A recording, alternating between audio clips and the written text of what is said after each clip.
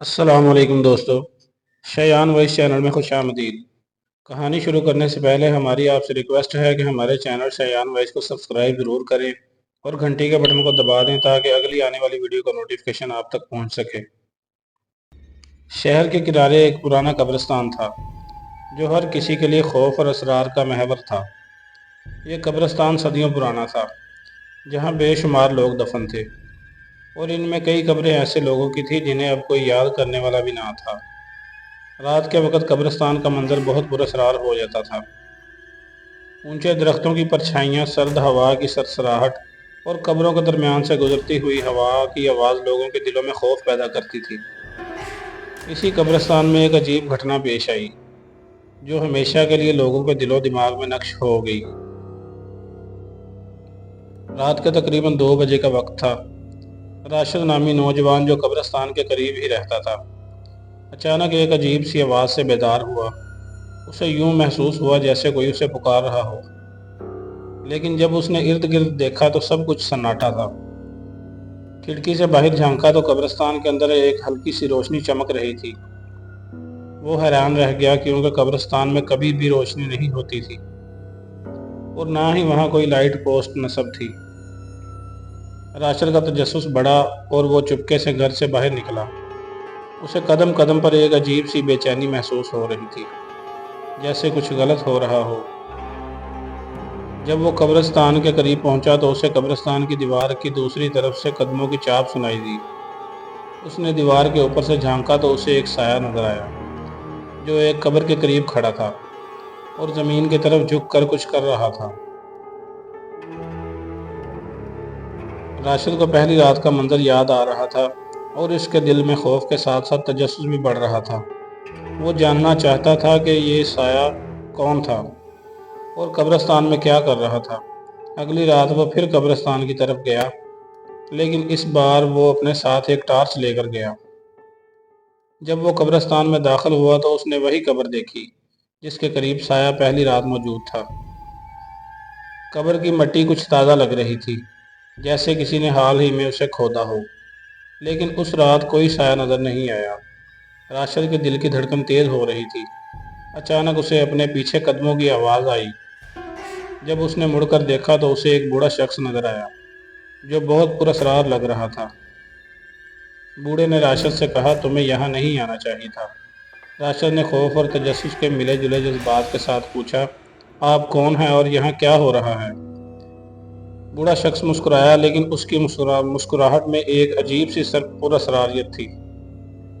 ये कब्रें उन लोगों की हैं जो यहाँ हमेशा के लिए दफन नहीं हुए। कुछ रूहें अभी भी यहाँ भटक रही हैं और जो इनके मामलात में दखल देता है उसे भारी कीमत चुकानी पड़ती है।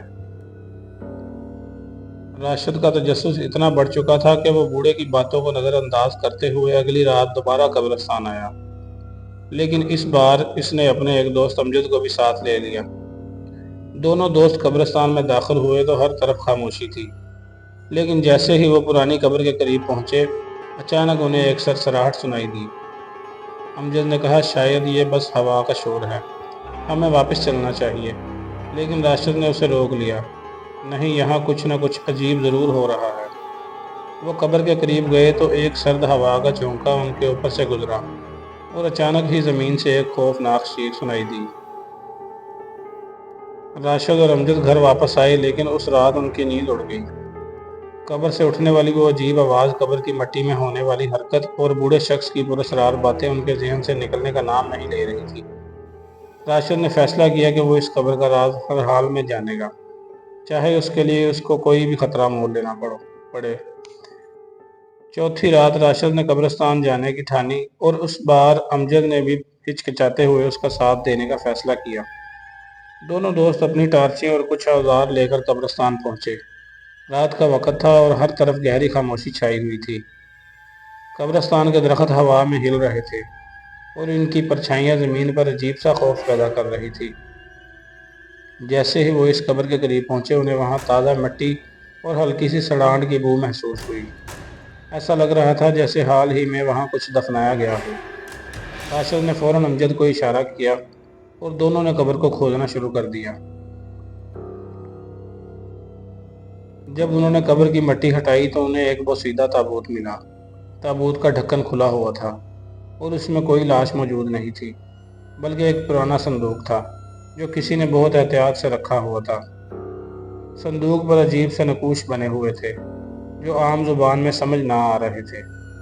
राशिद ने संदूक उठाने की कोशिश की, लेकिन जैसे ही उसने उसे हाथ लगाया, अचानक एक जोरदार हवा का झोंका कब्र के आसपास से गुजर गया और बूढ़े शख्स की आवाज़ दोबारा सुनाई दी, ये मत करो, तुम्हें इस राज को खोलने की इजाज़त नहीं है। बूढ़े शख्स की आवाज़ सुनकर अमजद ने फौरन पीछे हटने का फैसला किया, लेकिन राशिद का तजस्सुस इससे ज़्यादा था कि वो बूढ़े की बात मानता। उसने संदूक को उठा लिया और दोनों दोस्त तेज़ी से कब्रिस्तान से बाहर निकल आए। घर पहुंचते ही राशिद ने संदूक खोला।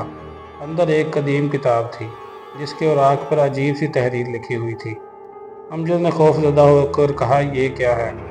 हमें इसे वापस रख देना चाहिए, शायद ये कोई ख़तरनाक चीज़ है। लेकिन राशिद ने कहा, नहीं, ये किताब इस कब्र का राज है, हमें इसका मतलब जानना होगा। राशिद ने किताब के औराक पलटने शुरू किए तो इसकी आंखों के सामने अजीबोगरीब तस्वीर आई। ये तस्वीर ऐसे लोगों की थी जिनके चेहरे खौफनाक थे और इनके हाथों में खून से लथपथ हथियार थे। एक जगह पर एक पुरानी कब्रिस्तान की तस्वीर बनी हुई थी जो राशिद को अपने ही शहर के कब्रिस्तान जैसा लगा। अब तक राशिद को यकीन हो चुका था कि इस किताब में इस कब्रिस्तान के बारे में कोई बड़ा राज दफन है। लेकिन इस रात जैसे ही उसने किताब को मज़ीद पढ़ने की कोशिश की, अचानक उसके कमरे की तमाम रोशनियां बुझ गईं। अंधेरे में उसके कमरे के कोने से हल्की सी सरसराहट सुनाई दी, जैसे कोई वहां मौजूद हो। राशिद ने फौरन टार्च जलाई, लेकिन कमरे में कोई नहीं था।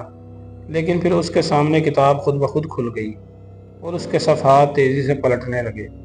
एक सफ़े पर रुककर किताब में लिखा हुआ था, अगर तुमने इस राज को समझने की कोशिश की तो मौत तुम्हारे बहुत करीब है। राशिद अब समझ चुका था कि वो किसी खतरनाक खेल में फंस चुका है। उसने किताब को वापस कब्र में रखने का फैसला किया, लेकिन जब वो कब्रिस्तान पहुंचा तो कब्र गायब थी। वहाँ जगह अब खाली थी।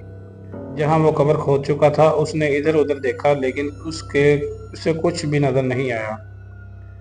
अचानक बूढ़ा शख्स दोबारा नमूदार हुआ।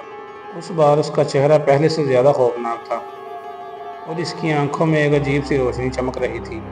बूढ़े ने कहा, मैंने तुम्हें रोका था, लेकिन तुमने मेरी बात नहीं मानी। अब इस कब्रिस्तान के राज का हिस्सा बनने के लिए तैयार हो जाओ। बूढ़े की बात सुनकर राशिद ने भागने की कोशिश की, लेकिन उसके कदम ज़मीन में धंसने लगे। उसने चीखने की कोशिश की, लेकिन उसकी आवाज़ बंद हो गई। कब्रिस्तान की ज़मीन जैसे उसे निगलने लगी थी और इसके सामने बूढ़ा शख्स हंस रहा था। अचानक सब कुछ खामोश हो गया और राशिद ज़मीन के अंदर दफन हो गया, जैसे वो कभी था ही नहीं। यही वो अजीब घटना थी जिसने शहर के कब्रिस्तान को हमेशा के लिए खौफनाक बना दिया था। आज भी लोग इस कब्रिस्तान के करीब जाने से डरते हैं, क्योंकि राशिद की कब्र वहीं कहीं है, जो कभी सामने आती है और कभी गायब हो जाती है। दोस्तों, आपसे गुजारिश है हमारे चैनल शायान वॉइस को सब्सक्राइब ज़रूर करें।